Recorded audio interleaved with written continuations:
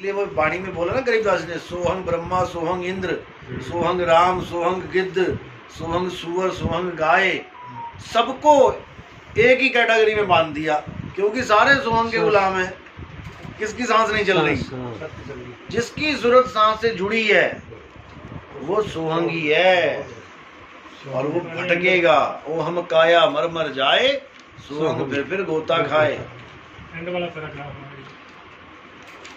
हम लोग कि सोहंग जब तक हैं जब तक हम श्वासों से जुड़े हैं।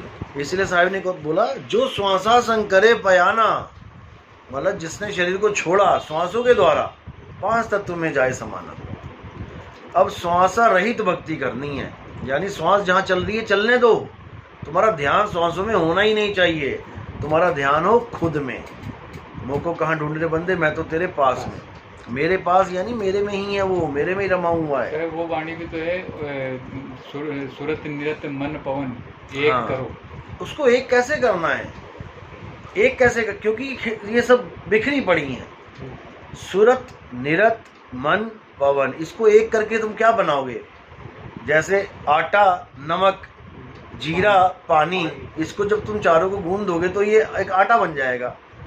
लेकिन इन चारों को तुम कैसे मिलाओगे? सूरत और निरत को तुम मिला ही नहीं सकते। सूरत क्या होती है, निरत क्या होती है, जिस दिन जान जाओगे उस दिन भूल जाओगे कि ये एक हो सकते हैं। सूरत है भटक रही है, सूरत फंसी संसार में। और निरत क्या है? जब सूरत ही एक जगह खड़ी हो जाती है, उसी को निरत कहते हैं। उसको तुम एक कैसे करोगे? उसमें मन और पवन कहाँ से लाओगे? पवन तो तत्व है, कहाँ तुम सूरत के साथ जोड़ दोगे? उसको पहले ही जुड़ी हुई है वो तो। इसका भाव कुछ और है, यानी कि मन पवन सूरत निरत को के ज्ञान को पहले समझ लो इसको, और फिर एक चीज पे आगे खड़े हो जाओ। कहाँ खड़े होगे लास्ट में? शब्द पे। जो तुम्हारा ध्यान कभी मन में है, कभी पवन में है, कभी सूरत में भटक रही है सूरत, उसको एक जगह लेके आओ।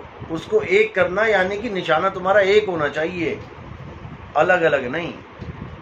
तो कई संत ये कहते हैं कि चारों को लेके चलना है। अब चारों वहाँ मन कहाँ पहुँच जाएगा?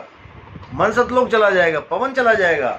नहीं, वहाँ कबीर साहब कह रहे हैं, नहीं वहाँ जाप नहीं वहाँ अजपा, नी अक्षर परवेश, सूरत से देख ले वह देश। अजपा जाप वहाँ जा ही नहीं सकता, श्वास वहाँ जा ही नहीं सकती। वो 5 तत्वों से न्यारा देश है। अगर वहाँ हवा चली गई फिर तो वहाँ पर ये वाला जीवन जीना पड़ेगा हमें हवा के साथ, क्योंकि वहाँ पर ये सांसों वाला जीवन नहीं है। ये सांसों वाला जीवन काल के लोग का है, गिनती की सांसें मिली है सबको। वहाँ तो गिनती की नाम ही नहीं, गिनती का कोई, वो तो अकाल है। गिनती का मतलब ही काल है। 1 दिन हो गया, 2 दिन हो गए, 3 दिन हो गए, 100 दिन हो गए, मर गया, वो गिनती से परे है।